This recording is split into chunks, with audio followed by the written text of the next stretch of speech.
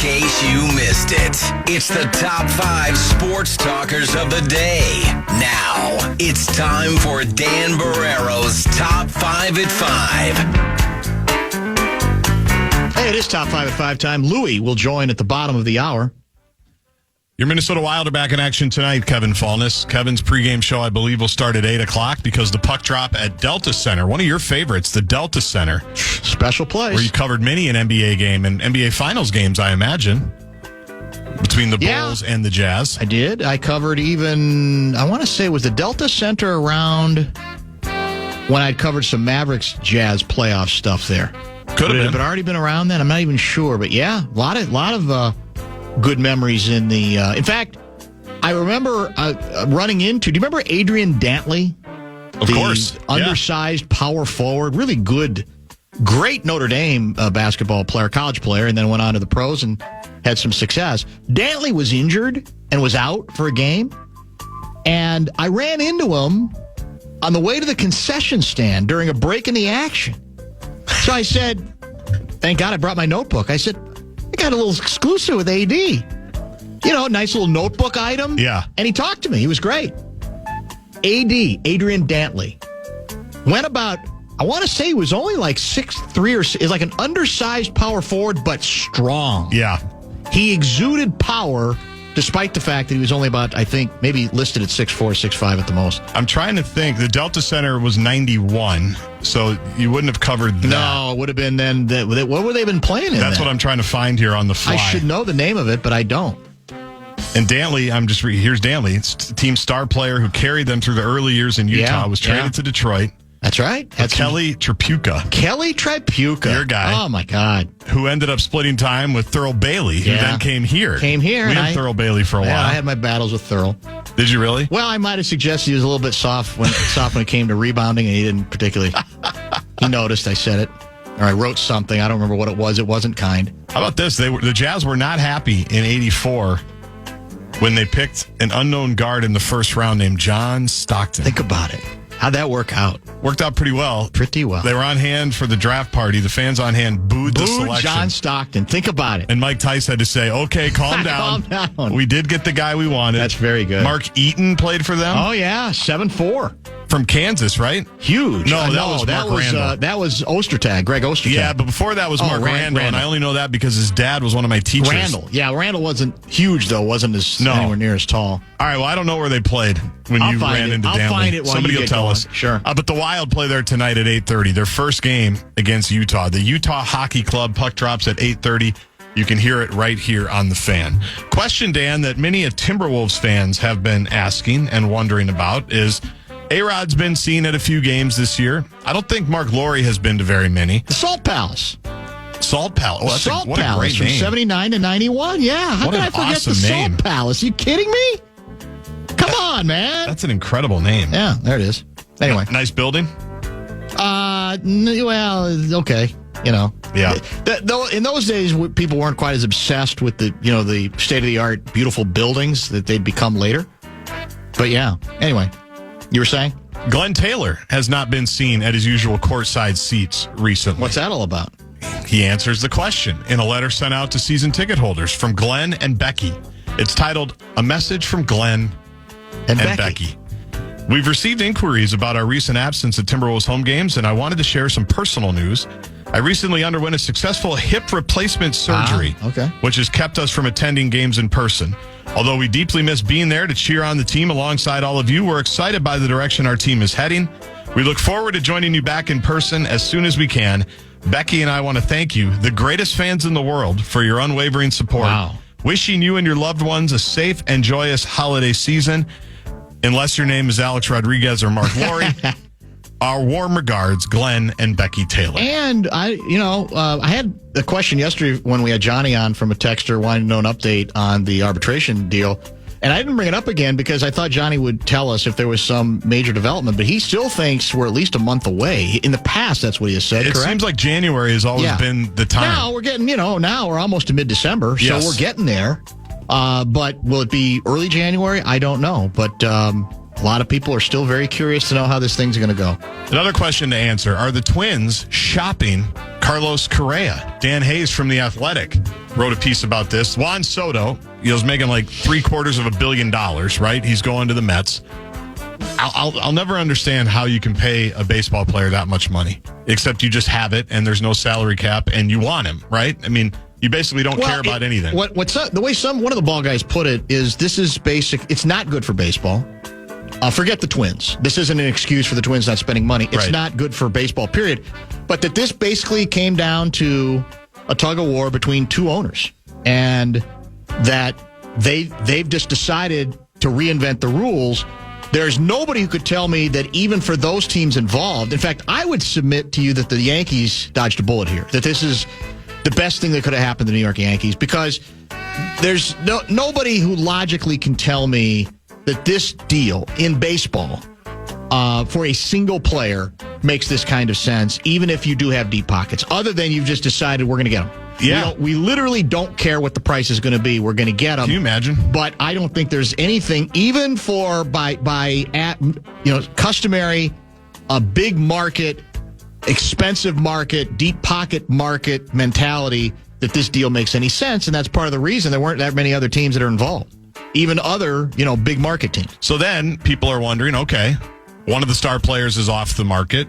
What's another way to get one? You can trade for one. And Carlos Correa's name is coming up, as Dan Hayes writes, I think from the winter meetings in Dallas, mostly because everybody knows the Pohlads are trying to sell the team, and everybody knows the Pohlads don't want to pay anybody, and everybody knows that their current projected payroll is $140 million, and the team wants to have it at $130 million.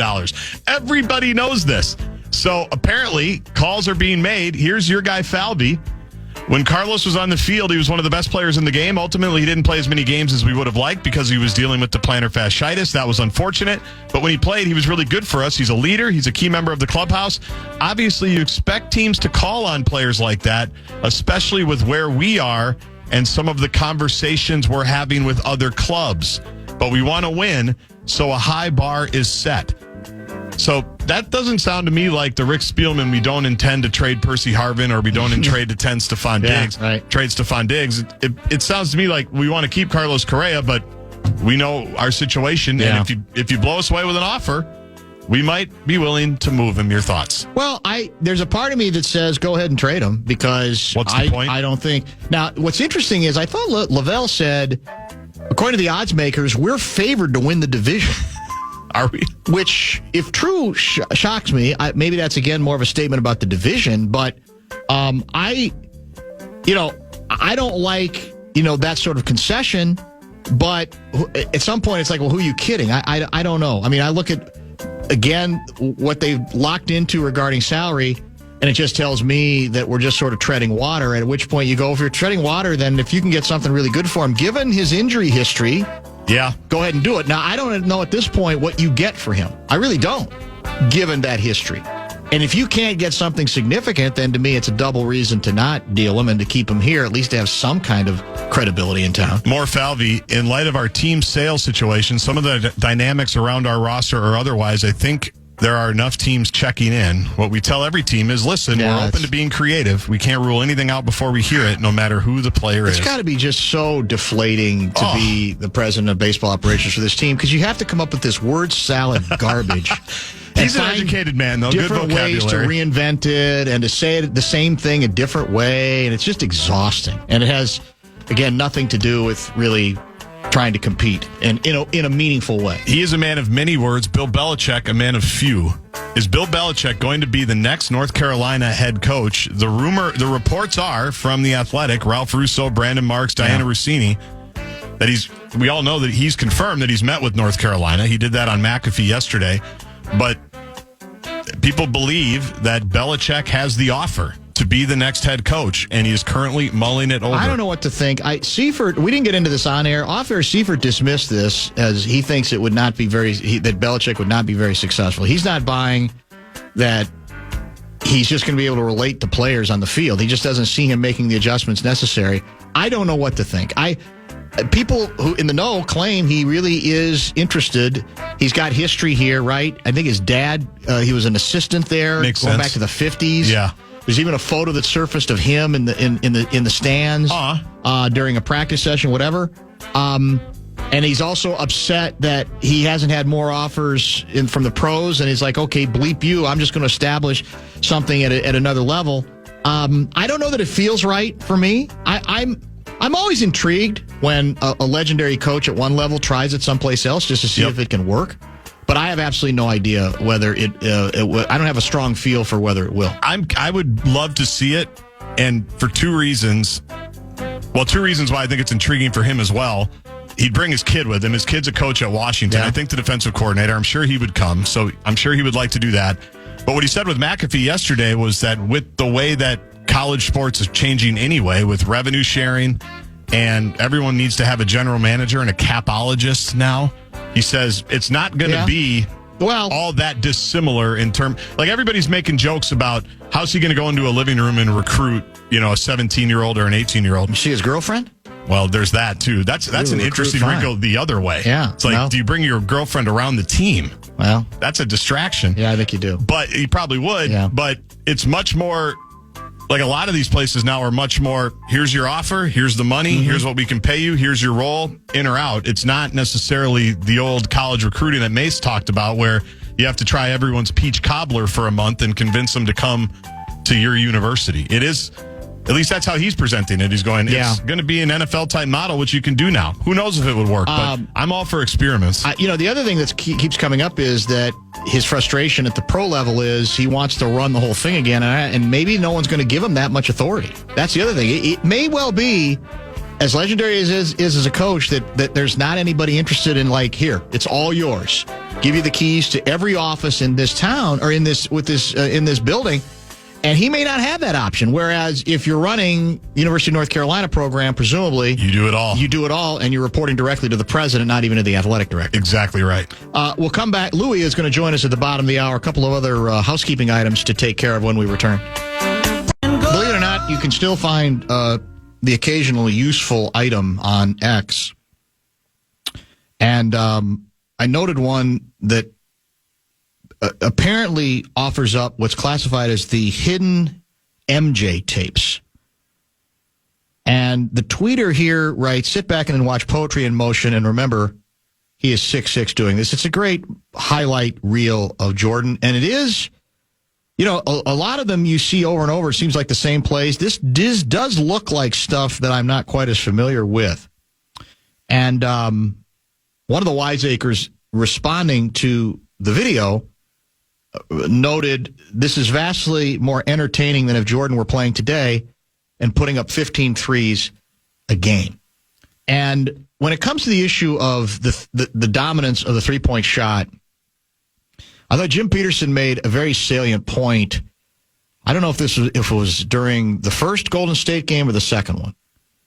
And it was on a Wolves possession that did end in a three. But it happened after somebody drove towards the basket, dished it back out, ball keeps moving. There were 3 or 4 passes that led ultimately to the three-pointer. I don't even remember who took it and who presumably hit it. But Peterson's point was, that's the kind of three that aesthetically is a lot more palatable to people, him included, and I think your average basketball fan, than come down, jack the three. Literally, dribble down the court, jack the three. Yep. Come down the court, one pass, three's going up. And look, it's we went through this in baseball where the decision was made that hitting home runs was worth striking out a bunch if you could hit enough home runs. It didn't make for very aesthetically pleasing baseball, but ultimately the job of teams is to win. And so I think we've gone away from that to a certain extent now, but it's similar here. As a winning formula, I mean, the Celtics are the best example of it. Yeah. It's very successful. But I do think there's some nuance to what Peterson said, that it kind of depends on what comes before. And there are a lot of viral videos that have started to surface that lay out, 3 or 4 consecutive possessions, when it literally shows one team going down to one end and putting up a three without any ball movement. Rebound, other team comes down, a three, no ball movement, and that often it's missing. It's in this case a lot of missed shots. Nothing seems to be happening. It's like a lot of strikeouts, right, in baseball consecutively, and that as a basketball fan, it's tough. That is tough to watch. I really believe there's some truth to it. And the only time it feels better is if it's more organic. Yes, as you say, you have some player movement and ball movement. But looking at this Jordan stuff, it is fascinating to think, because on every one of these plays, there's a few jump shots in here, but most of them are almost all of them are drives to the basket in one form or another. Reverse layups, dunks, hesitation moves, whatever it is. And I'm not saying none of that happens now, because it happens to a degree, but nowhere near as often, because the formula is, if we want to win, we got to hit three-pointers. But in stretches of games, it can be dreadfully boring to watch. It really can. Especially because if you grew up playing basketball, every single one of us heard from a coach some variation of, you're standing around too much. Yes. You got to move. Right. Offense is about movement. Rick Majerus used to say, offense is spacing, spacing is offense. And now everybody spaces out, and we're going to let one guy go. It's Ant a lot of times. And there might be one pass to Naz Reid or somebody in the corner to hit a three. But that's why Golden State's so fun to watch, because they never stop moving, and then the ball never stops moving. Yeah. Right. And Steph Curry's perfected it. And you're running this way and you're running that way, and you're coming off this screen here. There might be a back screen there. The ball's getting skipped. And that's why their basketball's so entertaining, right? But there's so much standing now, because it's a lot of high pick and roll, and then we're just going to get it to this guy in the corner. We might throw it into the post, but nobody really wants to do that anymore. No one does that much. And so a lot of times it does devolve into, let's just jack some threes. And Boston moves the ball. That's the other thing. That's true. But they take the most threes, but I would guess most of them are like the Golden State variety. But there is a lot where it's just stagnant for 10, 15 seconds. Four guys are standing. Maybe one guy's coming over to set a ball screen. Yeah. And there's not a lot of action or activity. It can be very hard to watch. Last night was also another one of those nights when I think there was considerable Cat envy. Yeah. In the Twin Cities of Minneapolis and St. Paul. Cat hits a three with 10 seconds left to basically dagger the Toronto Maple Leafs. And I thought it was the Argonauts. They were up two, and then he hit the three. And then he did the old uniform. What's on my uniform? Yep. New York. He Doesn't popped say to New Minnesota York. anymore. Doesn't say Mini. New York. He's shooting absurdly. I think, isn't he like from the field? He's, I think, 57%. And he's like, isn't he 45% from three? Probably. That's what he does. He's even by his own standards, I think he's offensively, he's been unbelievably good, to the point where your guy Kendrick Perkins saw that, has catapulted not Anthony Edwards, but Karl Anthony Towns into the legitimate early, and this is absurdly early, Hall of Fame is a different issue, MVP discussion. Carry the hell on, Perk. Think about it. Trust me, I do. My 10-year-old thinks about it a lot. If you're on Twitter too much, like some of us, and you're a Wolves fan, here's what has to be maddening right now. On any given moment, there could be a Cat thread that is largely extolling his virtues and how well he has fit in offensively, even though the Knicks defensively have not been particularly good. And there's also a Julius Randle thread. Oh, boy. And most of those tend to be isolated pieces of video that seem to expose Julius Randle on especially the defensive end of the court, standing and watching bad things happen around him.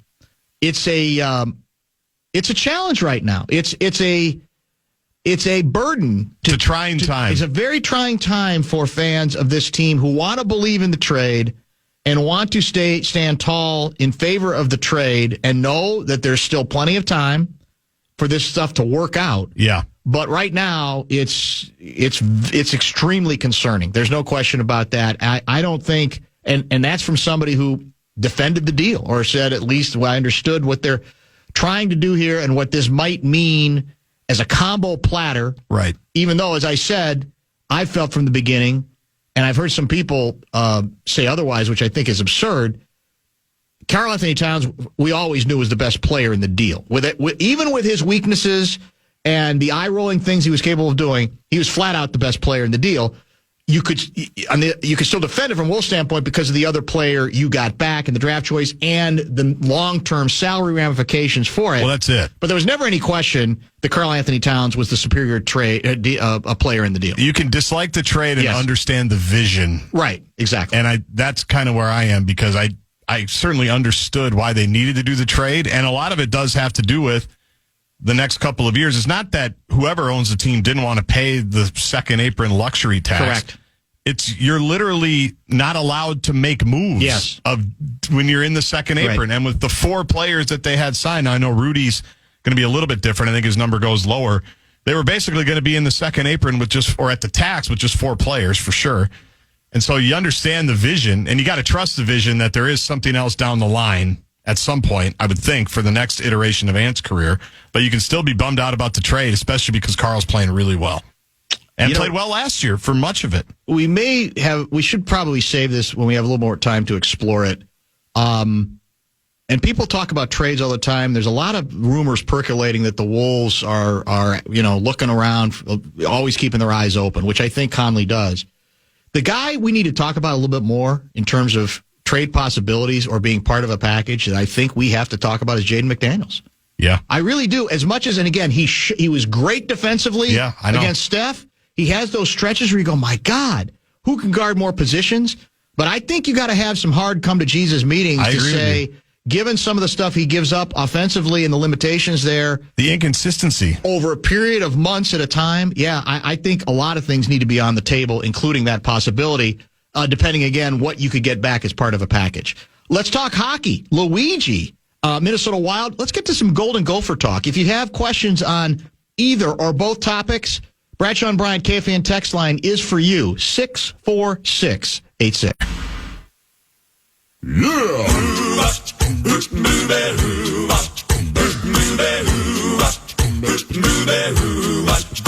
Well, she sneaks around the world from India to Carolina. She's a sticky-fingered filcher from Berlin down to Belize. She'll take you for a ride on a slow boat to China. Tell me, where in the world is Lou Nanne? Let's switch it up today with Luigi. Bradshaw and Bryant KFAN text line is open, 64686. Let's start with a little conversation about the Golden Gophers men's hockey team. Louis joins us via the Connecticut Water Systems hotline. Dateline Vegas, is that confirmed? Yes, I left Palm Beach this morning. Too bad, because at the NHL, I was out there having lunch with some of the guys yesterday. They got their board meetings there, but I had to come here for a conference. That's a shame. What's the weather in Vegas like this time of year? Not great. It's 54. Ooh, 54. And That's at night, chilly. I think it gets down to the low 30s. Any snow possibilities? No. No. All right. And I think it's just about 2,200 miles north. Well, I'll tell you something. We were talking about this early. We got the forecast here is no snow. There's no snow on the ground now in the metro, and we don't expect any even to Christmas. So you could come back safely. Now, I think the temp tomorrow is going to be, did you tell me, a high of like 5 above, 2 above? So, well, it's going to drop to 2 by tomorrow night. It's going to be 6 overnight. So there you have it. That might not be what you're looking for, Luigi. Well, I'm calling snow for you guys before Christmas. Thank you. Definitely. Well, I'm coming home Thursday anyway. Oh, that's right. I forgot about that. But there will be snow, and unfortunately, from all the stuff that I've read, you're going to have more snow this year by far than you had last year. Okay, we're happy. Well, yeah, we didn't have much last year at all. It was extremely thin. It'd be good for the snowmobilers and skiers, And the economy, the winter economy for sure. All right, Gophers catapult to the number 1 ranking after back-to-back shutout wins over number 6 Michigan. I think I saw the stat. Where was it? See if I can find it again here. The first time the Gophers have shut out Michigan in consecutive games since January 1943. Now, I don't know. 43. I don't know how many times we played, but that's impressive no matter how many. So tell me a little bit about your favorite college hockey team. Well, actually, they've been playing each other 4 times a year for quite a while now. That's Before true. that, even back to when I played them in the 60s, it was 4 times a year. But I have to tell you, I talked to Motzko this week. The impressive thing is he's got 6 guys out of the lineup. Mm-hmm. You know, he's got a lot of kids hurting there, and others obviously are getting an opportunity to play, and they're playing well. And now going into this weekend, which is a big weekend Michigan for them, State? Yeah, and because Michigan State was ranked number 1 last week. And Mike Wood's going to be gone. The Canadian junior team is having him report Friday. The Americans don't report till Sunday. Is that a conspiracy? So is that a Michigan State? One of the key guys Friday. Is that a Michigan State conspiracy? Do they have anything to do with that schedule? Isn't that funny? No, because the Michigan State coach actually came from the U.S. development team, and a lot of those players, you know, have played there too. But it's just the unfortunate thing is that, you know, this Wood has been a big factor in that team. He's a real smart player, good player. I asked him that because I said, Bob, I've been watching this Wood. I really like him. I said, give me a little synopsis on him. And he said, he's Vanek-like. He's not Vanek, but he's really good at the things he does really well. You know, Vanek, of course, had scored 40 goals, 50 goals in the NHL, and he just killed the opposition when he was at the University of Minnesota. But Wood is extremely impressive for a guy that came in portal, you know, this year, and he's been a big factor on the forward lines. But the balance of that team is what's really doing it. Both of the forwards and the defense, he's got a lot of skill, a lot of talent, and the question mark undoubtedly was the goaltending, because Close has been in the nets now for 2.5 years, and he knew what he had there, and so he got one transferred in from Penn State, and he had another one from a Canadian junior, I think it was, and they really, you know, you didn't know how they were going to play there. The guy, Michigan State, had a pretty good record, but you don't know until you get him. And they're both doing the job, and each had a shutout. So that was really something that I have to say he was extremely encouraged by. Michigan State is dropped to number 3. As you mentioned, the Gophers have them next at Mariucci. And my sources say you're going to be involved in some of the TV work. Is that correct? Well, Jim Rich and McLeody do the games. Yeah. And Jim asked me, he said, would you come and do a period with us? When are you going to be at the games? I said, I'm going to be both Friday and Saturday. I said, well, I'll tell you what, I'll do the second period on Saturday, because I got to do some radio interviews for the U.S. Junior World Championship that's coming here in a year. And so the World Juniors, as I was just talking about Wood, you know, guys are reporting to camp after this weekend, and it starts in about 12 days. So World Juniors, you know, going to get a lot of exposure in Canada and the world, basically. And since the U.S. and we're going to have it next year in Minnesota, we're going to be piggybacking off that and promoting the games from now on, because we want to have the kind of ticket sales that they get everywhere else in the world, and especially in Canada. We want to, you know, one-up them if we can. Motzko quote from Saturday, our D-Corps is our strength right now, and really, I mean, they're elite. It's really an elite group, and we're pretty fortunate. You know, a lot of the bite was just after whistle stuff and, you know, chippy stuff, but you've got to play through that. The object is to win the game, not win the fight after a whistle, and our guys showed great resolve with that. Yeah, and I think Thomas is coming back. Kel Thomas, who'd been hurt, is coming back this week. And I think Chesley was out the second game because he took a major in the first game. And so the depth on the defense showed again, because when you're going to shut out a team like that and shut them out 2 nights in a row, you got to have a good defense. And he's been extremely high on the defense going into the season, and he continues to say it. Text for Louie, 64686, Bradshaw and Bryant KFAN text line. College hockey, high school hockey, pro hockey, all will be covered here before we wrap things up. Louie's appearance, as always, is brought to you by our good friends at Kemp's. You know, it's funny, I gave you a chance last week to rave about Kaprizov, and one of the things you talked about was just how he's inexhaustible. You know, the guy will play as much as you want and more on occasion. And that night, I think he played the whole OT, or almost.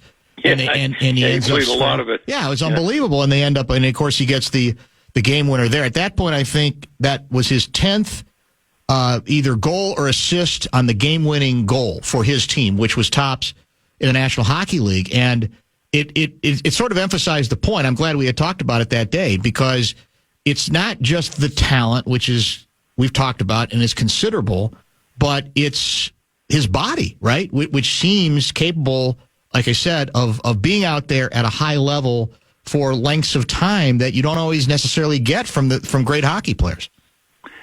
It's really unique. It's something that is special. You're not going to see it in many guys, and the way he's built, the tank that he's got, and I mean by his heart, his capacity, the way he plays, his compete level, it's very, very unique. In fact, yesterday, I was having lunch with Jack Sperling. He had called me to come over, and I said, "What are you doing here?" He said, "Oh, we got the NHL Board of Governor meetings." It was down in Manalapan, so I drove over and had lunch. And Craig walked in, and Leopold, and I said, "Craig, sit down a second. I want you to answer the question. I'm just telling Jack about Kaprizov, and unfortunately you can't say anything." He says, "Yeah, you can." I said, "Tell him what the rule is, and you have to wait till the end of the year, because next year is going into the second last year. You have to wait that long before you could address the contract. And the reason why they do that is so guys aren't, just all year long working on contracts every year and really screw up the salary cap and hamstring the clubs quite a bit. But this is one occasion where you wish you could have re-signed him last year, because you want to get him when he's still, you look at right now, the Wild, they got a great record. Essentially, they're tied for first place with Washington. Washington's got one more in the win column, so technically they're number one. But you want to get him when he feels the club's capable of going all the way. He's happy with his teammates. He's doing real well. You're going to have to pay him as much money essentially as he wants. He's going to be probably get around 20% of the salary cap. But you want to tie that type of guy up. And by the way, this weekend, the Wild are playing Philadelphia. And they got this rookie, Felton, number 7, I think this past year was, because he's a Russian, Mikov, I think you pronounce his name.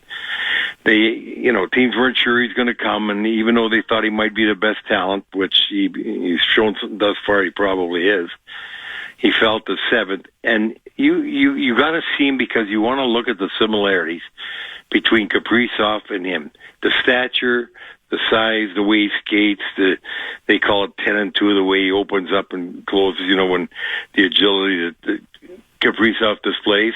It's going to be interesting to watch, because I'm sure that kid right now is just mesmerized by Kaprizov, knows all about him, and probably tries to imitate him. And if you threw a Wild jersey on him, he could go out some shifts, and you'd think the way he skates and plays a bit, you'd think he's a young Kaprizov. So I think he's going to be real interesting to see him play against Kaprizov. I'm sure, when a kid like that's playing against, and I got to guarantee he's his idol, and he's going to do everything in the world to try and impress him. Help me understand what the keys are for the Wild to sustain this success, and it may be unrealistic to expect they're going to continue to win at this percentage. As we talked about, they're already in very good position in terms of the postseason. But to stay... Well, there's two main keys. Okay. It's the goaltending again. Gustafson's leading the league in goaltending with Hellebuyck, save percentage and wins and the health of the team. They're doing this right now and have 3 significant injuries, and they're getting by with it. But you can't expect that to continue all the way through. You could expect the goals against and save percentage of Gustafson to continue, because he's shown 2 years ago he was runner up for the Vezina, wasn't he? And he had the same thing. So you can expect that, but you can't expect this team to play the way they're playing with 3 key people out of the lineup as they are right now. And so I think the health is the biggest thing, because other than that, I love their balance. I love the balance they got on forwards, the balance they got on defense. They got scoring balance in 2 lines. They got 2 solid checking lines. And they got some guys that are physical up front. They got some size. They got guys on the blue line do the same thing. So they're going to be a competitive position all year long, unless they run into some injuries, because they believe in themselves right now. They're playing extremely disciplined hockey. They're playing very, very smart hockey, and they're playing with a lot of confidence. You know, it gets contagious when you start thinking you can't be beat, and it's pretty tough to beat you. Power play, I think, statistically is still a little below league average. Penalty kill has not been very good. They've obviously survived it. And again, I don't want to go. I got Billy Guerin going because we got in the weeds, and I brought some of this stuff up, and even somebody had one of those advanced analytics stats that indicate that in terms of something called expected goals, the Wild ranked 27th on 5-on-5. And he's like, okay, well, all right, we're happy for you. I don't know what you want me to do with that exactly. I mean, there's always something that I guess somebody can find. So I don't want to make stuff up and look too hard. But when I think about power play and penalty kill, those are usually pretty important specialty items. So do you need to see some improvement there in both of those? I'd like to, and I think, and I really believe you're going to see it. I think that, especially in the power play, they got the capability to score more goals. I just like to see them getting in a situation where they're getting more shots from good areas and putting more pucks in the net. I was reading Gretzky was at the meetings there yesterday. They had him and Bissonnette and McHugh and I think Anson Carter had sort of a panel before the league started, just to give those guys, the officers of the league, a little input from those guys about how they see the game, etc. And I was talking to Gretzky before, but like he said, and he was telling one of the reporters, you know, the main thing about the good goal scorers you'll see all the time is they hit the net. The shots are on net. You got to hit the net. That's it. And so it's extra important when you're in a power play, so you don't lose too much time with the pucks getting thrown out of the zone. And I would like to just see the Wild work on shooting quicker and more accurately, and just see if they can either get goals like Ovechkin does off the pass quickly, or get a rebound or a deflection, but keeping the puck on net and keeping the defense off balance, because they don't know where that puck's going. If it's moving so fast that you shoot more. I think they're still a little too deliberate with their passing on a power play, looking for the right shot. I like to see more puck movement and it being done quicker and more shots. A couple texts have come in asking you for an opinion. I think the Big Ten announced that the Michigan forward, Evan Werner, got a one-game suspension after cross-checking major and game misconduct. That, of course, obviously was against the Gophers. And he's wanting to know, do you believe that punishment for the cross-check on Snuggerud is fair, or should have been more than one game? I looked at it a couple times. I think one game was enough. The fact was he was a little ways from the boards, and that's made it even worse. If that was in front of the net, you probably wouldn't have got a one-game cross-checking penalty. And so I think that's significant. You have to remember that the colleges play half as many games as the pros, so. That's like True. A 2-game suspension. Yeah, you're right. If you're talking about pros. Good point. Do the Gophers, writes another texter, this is actually Todd out of Osseo, Minnesota, have to determine a number one goalie? I would like to see that. It could happen, though. I go back to the time in Michigan Tech when Tony Esposito was there 3 years. He was a 3-year All-American. And the other goaltender they had was Rick Best. And for some reason, McGinnis played Esposito on Friday night, Best on Saturday night. Esposito became the All-American. He was the best goalie in the league, for basically the 3 years. And yet he still had those guys splitting duties. I couldn't believe it. And they did win. But I was saying, why Best was a pretty good goaltender, but he was not Tony Esposito. And that coach decided to play them both. I would like to. Yeah, I'm sure Bob probably knows right now in his mind who's number one. It's early on. I think now he's smart playing them both because you got a lot of time. You know you're going to be in the playoffs.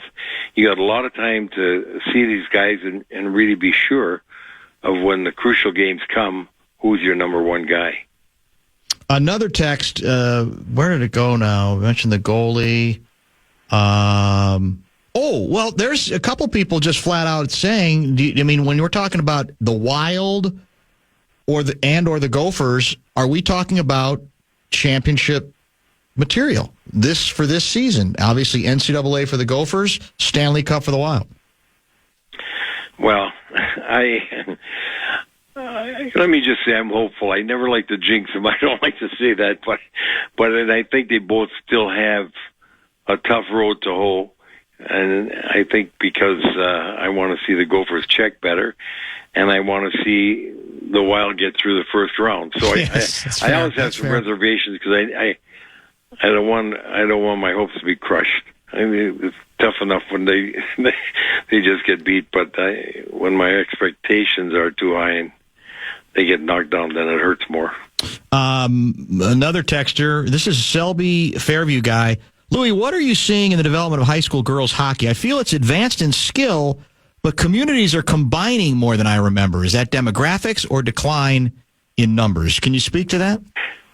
Well, the numbers are up, and the skill is just getting better and better and better all the time. It's mind-boggling how good these girls are, and Minnesota, by the way, leads the way. They got so many players in the state, but the cost of hockey and the numbers, when you're talking, we probably got, I don't know, 160 high schools in the state. So not everybody's going to have a girls team, and some can't get enough in one school, so they'll combine.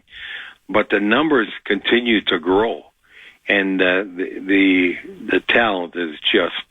I'm telling you, I really enjoy watching them. I don't know if you've ever seen a high school tournament. I turned the girls on when I was home there all the time because those are really competitive games. Extremely. And it's amazing how good these girls have gotten. I think the girls right now in high school hockey probably could have beaten the boys when I was first there in 1959. Interesting. Well, the development is rapid, right? We've all seen it. Yeah. Dramatic, and it's come fast, and obviously there's a lot more room to go, and a lot more people are paying attention to it for all the obvious reasons. Well, and look at the pros now. They got 2 or 4 new cities coming on board next year, and the crowds around the leagues, both in Canada and U.S., are continuing to grow, and certainly the games, the competitiveness is terrific. You know what that means? You're going to have much better Olympics. Like next year's the Olympic year, and I think you're going to see much better play in the Olympic Games because these girls, they're playing so much and so well, and by the time they get to the Olympics, you're going to have, and it's not going to be a lot of teams, but you're going to have about 4 teams. You'll have Canada, U.S., Finland, and Sweden. I think those 4 are going to really give you some good games in the Olympic in 2026. Well, we'd love to see you in studio before Christmas. What are the odds? You will. You're going to see me next week. Okay. I want to double check. I was just testing you. I thought that was the case, but I'm going to see it. I mean, I'm going to believe it when I see it. Because Mace is back for the second straight week. You're probably going to be gone to Chicago or Maui. Well, eventually, not soon, but yeah, hopefully, eventually. But yeah, no, I'll see you. I'll see you next week here. Yeah, sounds good. Look forward to it. Thank you, Luigi. Be good. That is Lou Nanne. Great stuff from him as always. Brought to you by our good friends at Kemp's. Half hour yet to go. Back in just a minute here in the. Join Halby, Zach Halverson tonight. If you're driving around, go to Woodbury. Carmine's Woodbury Wild Watch Party. Game's at 8:30, so you got time. Watch your Wild in action. Sign up for your chance to qualify for first-round playoff tickets next year. Full details, KFAN.com, keyword calendar. Carmine's Woodbury, Halby tonight.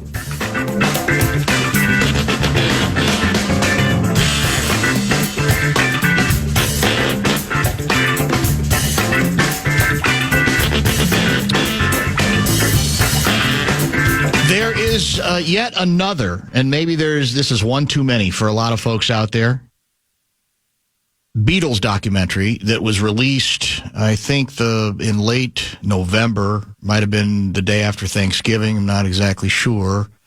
But because of the man who produced it, who put it together, it's getting, on that basis, instant credibility. The world-renowned director, Martin Scorsese, is who produced it.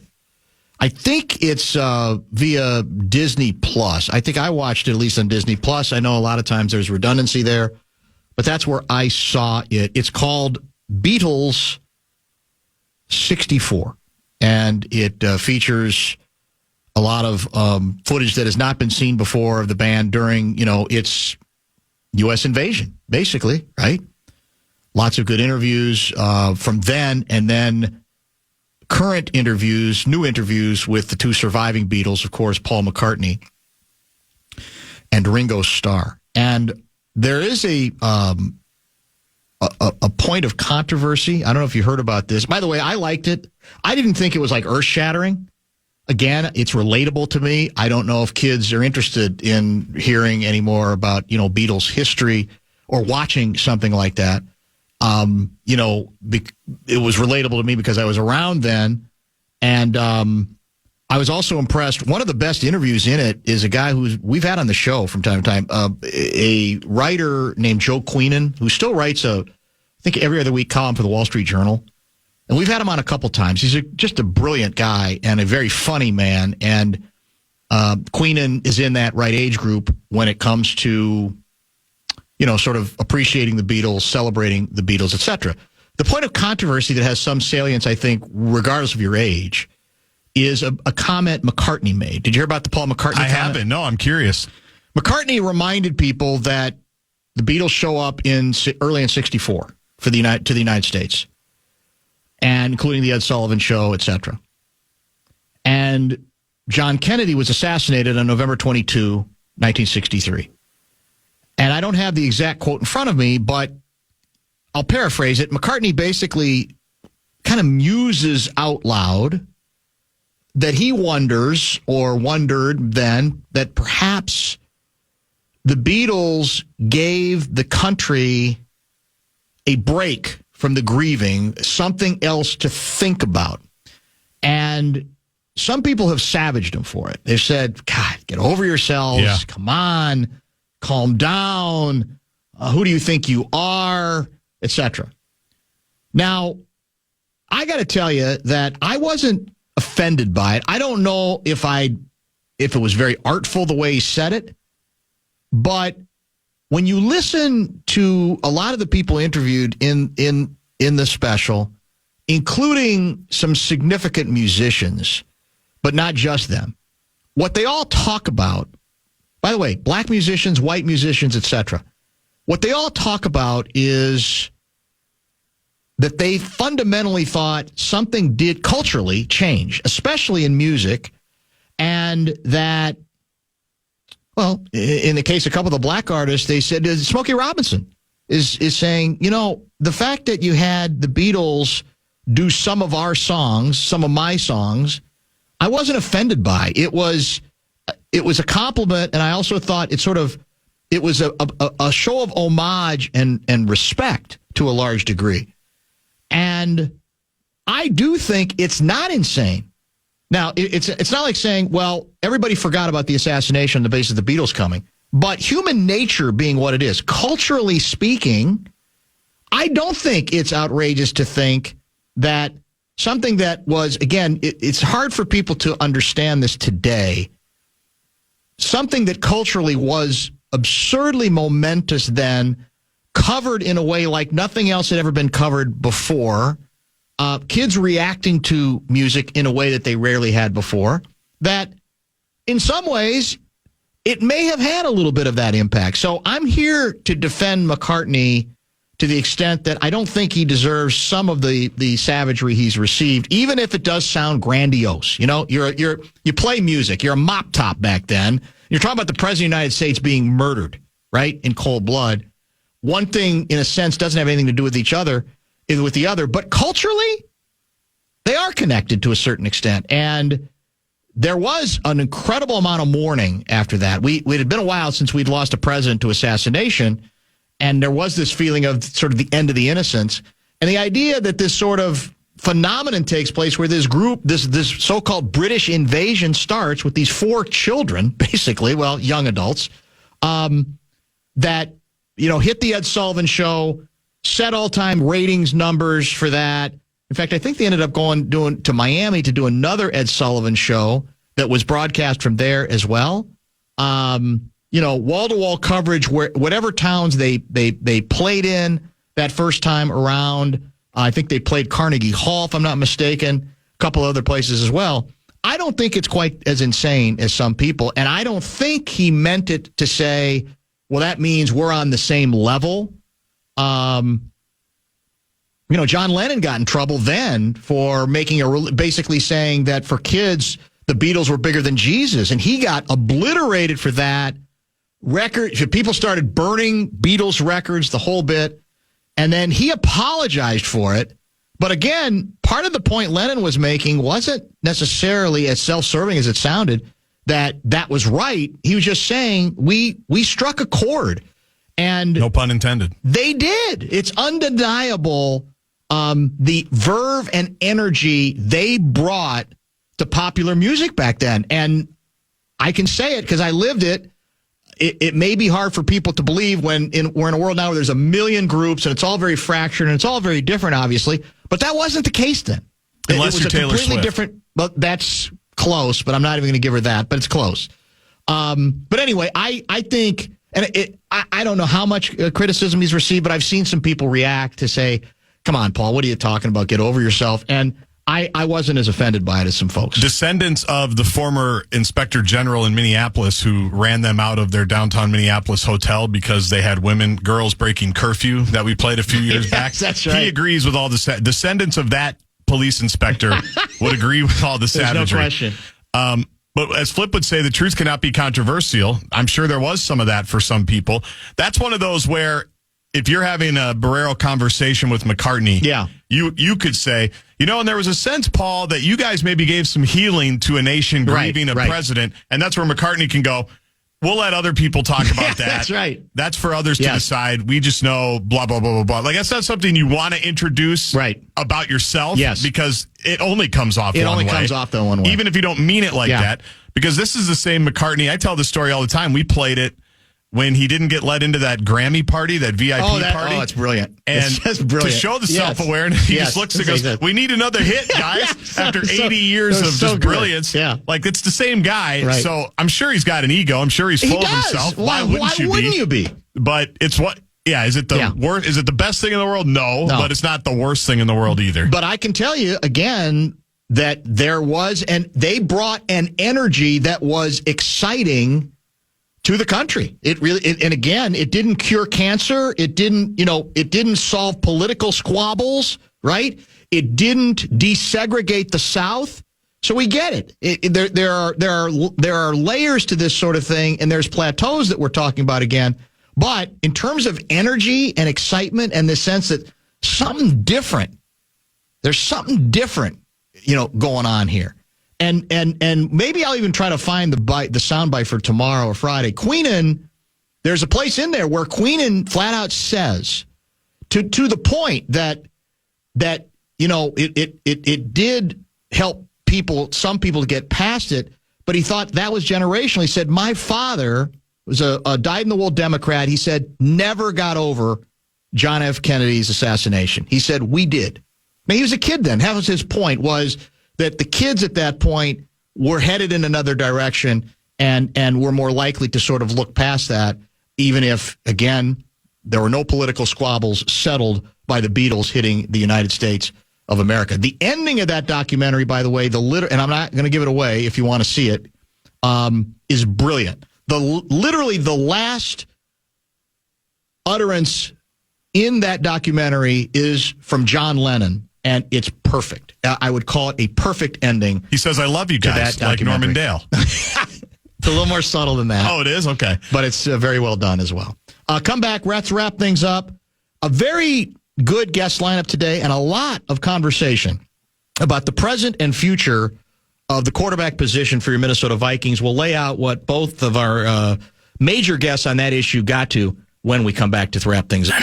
The Fan and Shields want to make your holiday shopping a little easier this year, whether you're shopping for the perfect gift or treating yourself. This contest you don't want to miss. Go to our contest page, your chance to win a $450 gift card. $450 to Shields. KFAN.com keyword contest. Show wrap brought to you by American Pressure.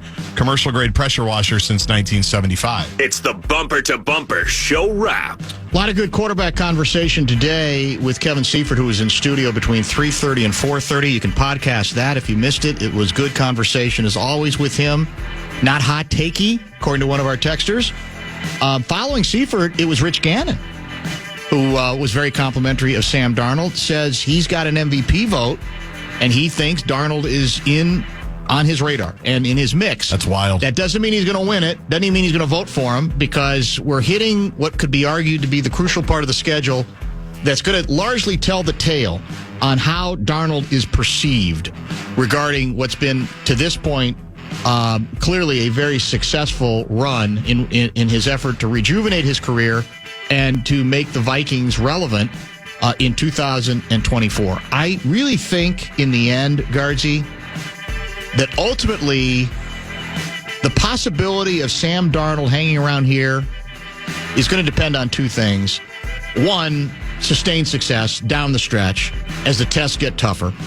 But the other, I think, is what Darnold is willing to accept. Yeah. I really do, because I think the Vikings are not going to be able to play, long ball with him in terms of perhaps the biggest contract he could get on the open market. And if at this point he feels obligated to do what most players do, which is, I got to do it. That's too much money. I think it'll work there. Maybe the team's not been very good, but I'll go back to New York and quarterback the Jets. Or if he's willing to say, well, they got an interesting offer here that is good, damn good money, but not quite as good as what's going national and not quite as long. That's, I think, going to have more to do with what he is willing to accept than what the Vikings do. Don't you think? I really think it's going to largely come down to what his priorities are going to end up being. Right, because they're obviously not going to go top dollar. No, I don't think or they are. top term in terms of length. I don't think they can. They could go 2-3 more years. Yeah. Remember, though, it's not about the dollars. That's not. Never has been. It's about what the dollars represent. Dollars and the point differential, which was 21 points last week, represents as well. Kirk was surprisingly jovial after the game.